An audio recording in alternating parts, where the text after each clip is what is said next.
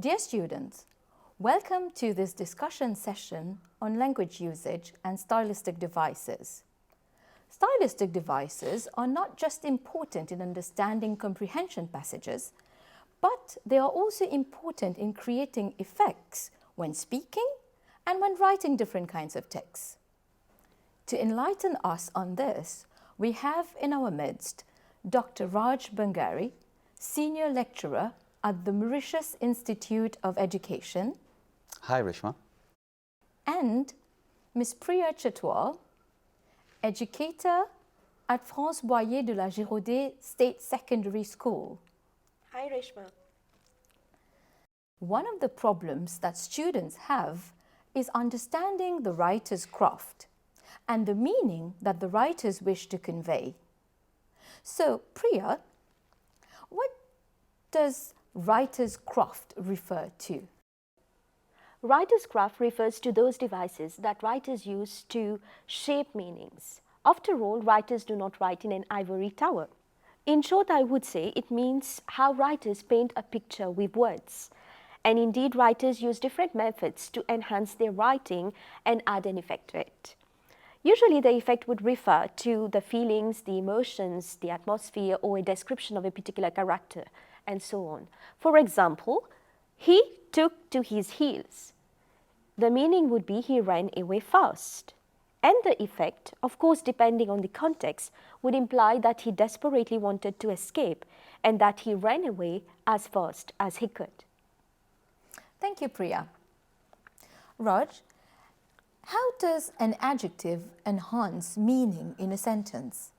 Well, Reshma, an adjective is a word that modifies a noun or pronoun to make the sentence clearer and more specific. Adjectives answer the following questions. What kind? How many? Which one? One example. Ireland is lush and green. Adjectives can also follow verbs related to the senses, such as look, taste, smell, feel, and hear. For example, the night air from the ocean smells crisp. And finally, adjectives tell the reader what you're talking about, or how much, or how many of something you're talking about. For example, please use 3 white flowers in the arrangement. Here, 3 and white are modifying the noun flowers and give us additional information about those flowers. Thank you, Raj. That was interesting. Writers use literal and figurative language. So, Priya, could you tell our viewers the difference between literal and figurative language? Indeed, writers can either use literal or figurative language. Literal language uses descriptive words that mean exactly what they say, while figurative language uses descriptive language that means something different or that goes beyond the literal definition of the words, often through exaggeration, comparison, or symbolism. For example, the grass was green and the flowers were red. In this sentence, the adjective green literally refers to the color of the grass. However, the word green can also be used figuratively. For example, he turned green when he saw her dancing with another man. Here, green is used figuratively and it implies that he became jealous when he saw her dancing with another man. In this sentence, green does not refer to the color, but rather to the jealousy felt by the man. Thus, one needs to pay attention to the way writers present their ideas. The language they use also plays an important role in shaping meaning, and writers often draw upon various stylistic devices to enhance their writing, such as similes, metaphors, imagery, symbols, and so on. Thank you, Priya. Raj, can you tell us how writers use imagery in their writing? Sure, Reshma. To understand how writers use imagery in their writing, we must first of all understand what an imagery is. In simple terms, an imagery is descriptive language used to appeal to a reader's senses. For example, visual imagery appeals to our sense of sight. Auditory imagery appeals to our sense of hearing. Olfactory imagery appeals to our sense of smell. Gustatory imagery appeals to our sense of taste. And finally, tactile imagery appeals to our sense of touch. Let us consider some examples. One example of visual imagery would be bright stars lit up the sky in beautiful and varied constellations.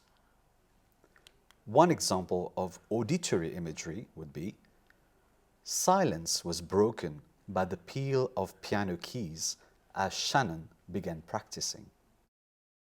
One example of olfactory imagery, as she entered the house, she was welcomed by the scent of vanilla tea and samosas.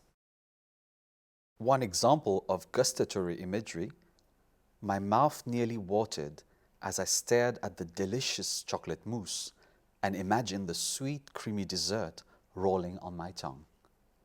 And finally, one example of tactile imagery, a gust of cold air blew over her, causing her body to shiver.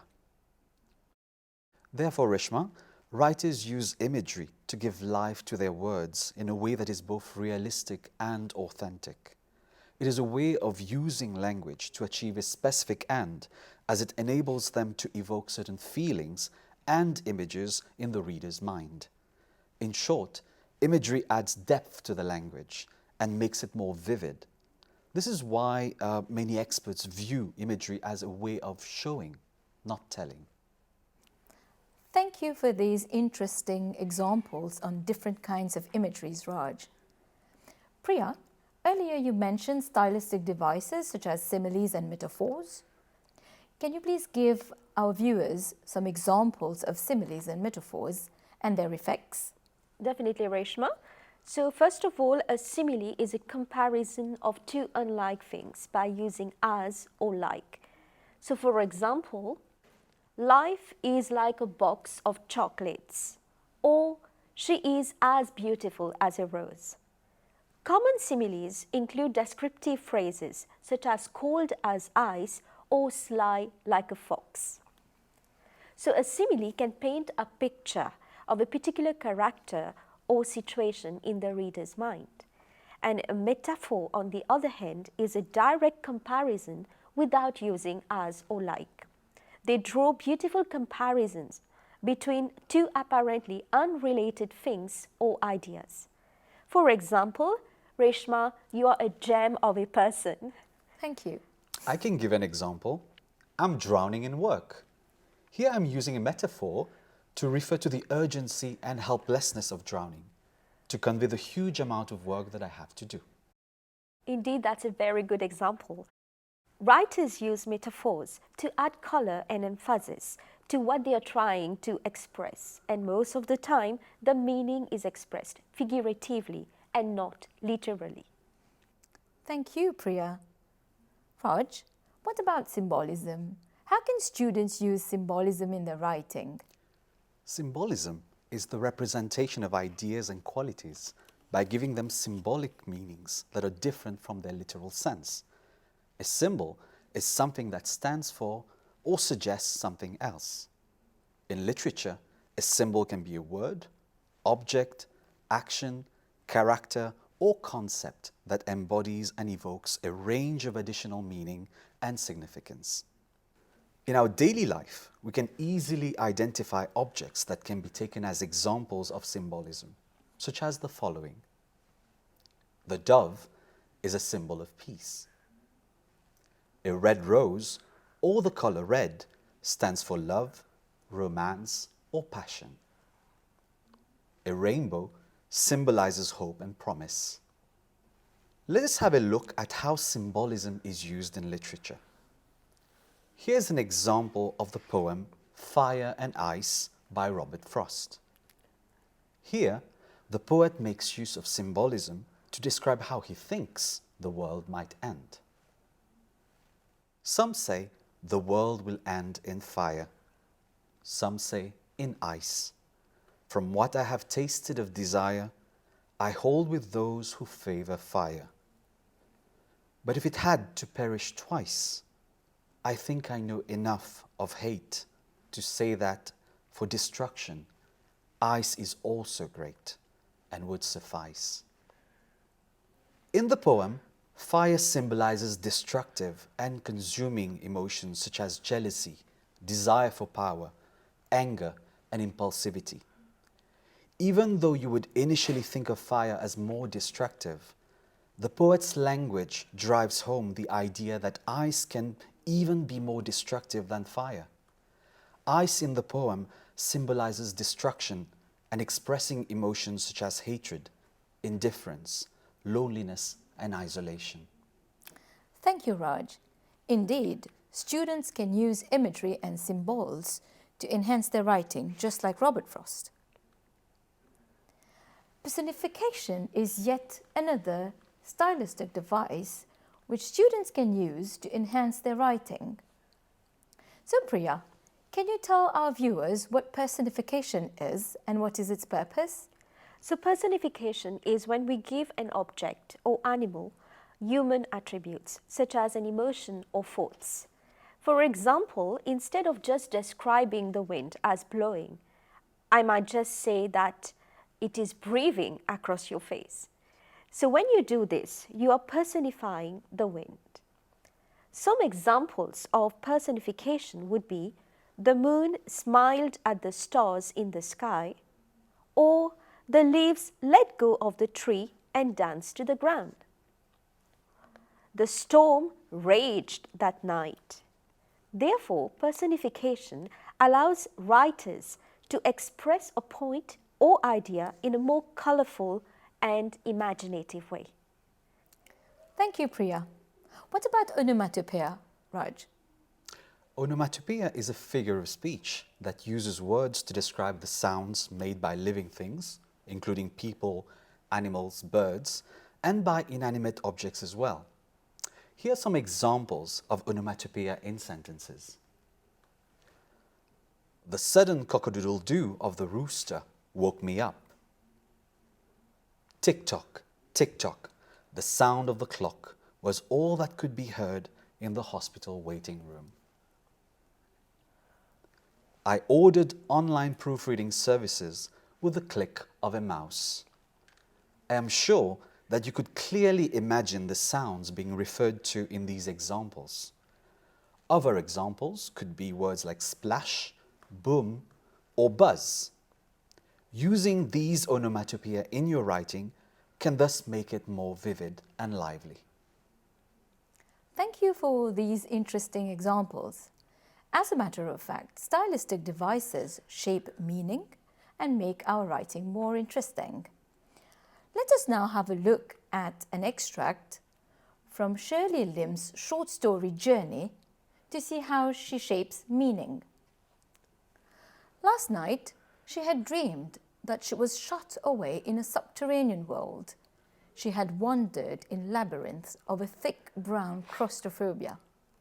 So dense was the air that her ears felt clogged with cotton wool, and her feet trod over slippery ground strewn with skulls. This dense silence made her hold her breath, conscious of malevolent eyes in the darkness watching. Skulls smiled without friendship, then began moving around her in slow monotony, circling formally one after the other as in a ritual dance. She knew then that if she could not open her eyes, she would never find her way back. So Priya, how does the author shape meaning in this extract? I would say that the writer has used vivid imagery to describe the feelings and emotion of the narrator. The language is rich in vocabulary and description, and the dream that the narrator has seems filled with darkness and powerlessness. Let us now consider an example from the extract. I quote, "This dense silence made her hold her breath, conscious of malevolent eyes in the darkness watching," unquote. So Raj, what effect does the writer create when he uses words like dense silence and malevolent here? Well, Reshma, there is suspense in the word's dense silence and a sense of danger in the word malevolent. So I would say that the author creates an eerie and hostile atmosphere. You can almost feel as a reader as if you too you were holding your breath in anticipation of the next sentence. Thank you, Raj. Let us now consider another example from the extract. I quote, "Skull smiled without friendship, then began moving around her in slow monotony, circling formally one after the other as in a ritual dance."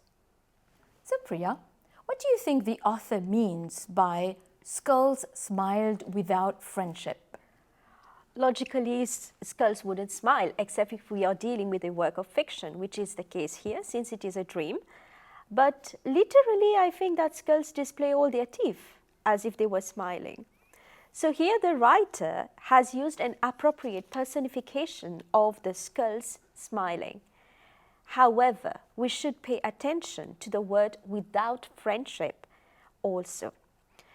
So here, their smile looked sinister. Therefore, I would say that the writer suggests that the skulls were dangerous and might harm the narrator. Indeed, Priya. So Raj, how does the writer use language effectively to convey emotions? Well, Reshma, I would choose one example. I quote, "She had wandered in labyrinths of a thick brown claustrophobia." Let me explain. The main character had such a bad nightmare that it seemed that she would never be able to wake up from it. She was just lost in the maze of the dream and felt that she was suffocating from the restricted space. We can sense the fear at not being able to get away from this nightmare from the words, I quote, "thick brown claustrophobia," unquote, which give the impression that she can barely breathe.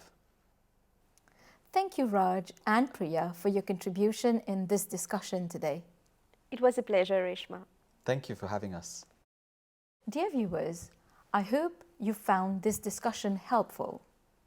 Remember to use stylistic devices to create the desired effect while writing. See you next time. Until then, goodbye.